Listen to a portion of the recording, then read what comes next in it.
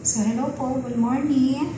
Kamusta po kayong lahat dyan? So, ngayon po papakita ko po sa inyo kung paano gumawa itong napakalang isda. So, dati na-picture ko na rin po siya, na-videohan.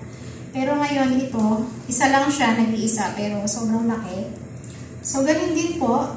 So, ang ginawa ko po muna is, binabad ko muna po siya sa suka at saka asin ng 15 minutes. Pagkatapos po nun, i-dryer po siya ng tissue bago po natin siya lagyan ng mga spices. Ayan.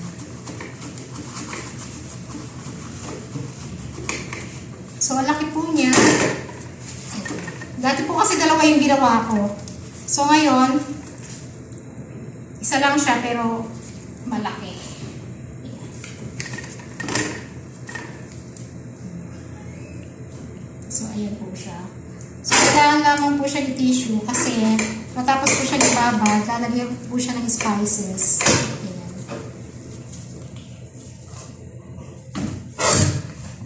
Tapos, lalagyan din po siya ng olive oil. So, ilalagay ko po siya dito sa malaking lagayan. So, ayan. So, in the meantime, katapos po siya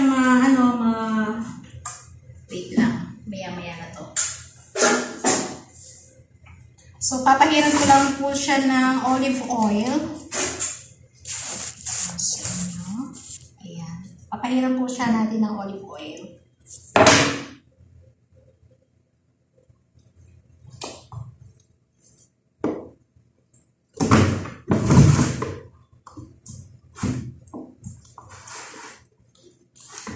Para siyang kapa sa atin.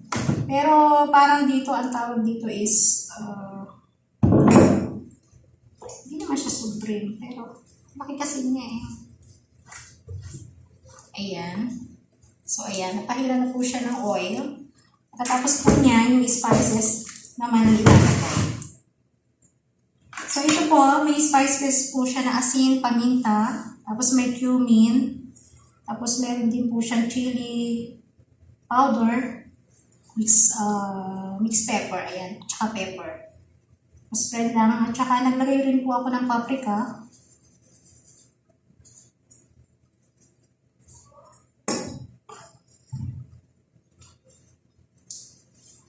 Ayan, pahit-pahit.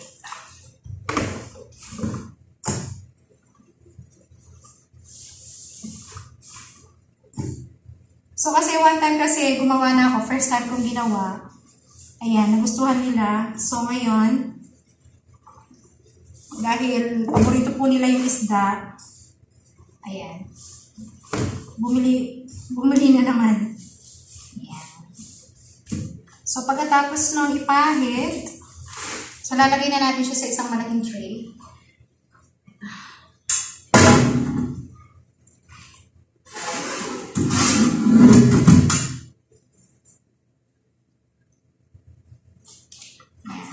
Wow, kasya sa isa.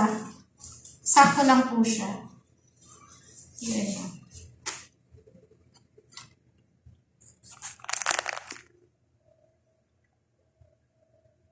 Ayan. So, eksakto lang siya. So, ngayon is lalagyan natin siya ng mga palaman. Ayan. So, spread lamang po. Ayan.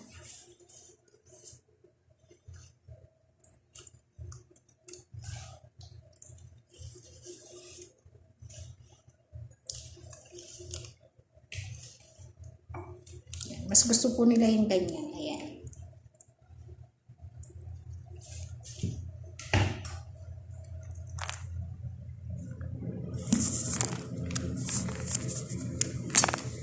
Tapos, lalagyan natin siya ng chili sa ibabaw. So, ano lang po yung niya? Sibuyas, kamatis, paminta, asin. Tapos may parsley po siya. Lemon, nag-squeeze na rin ako ng lemon niya para may ano siya. So, malamang maanghang to. Kasi, nilagyan ko siya ng chili powder. Yan. Tapos lalagyan natin sa ibabaw ng lemon.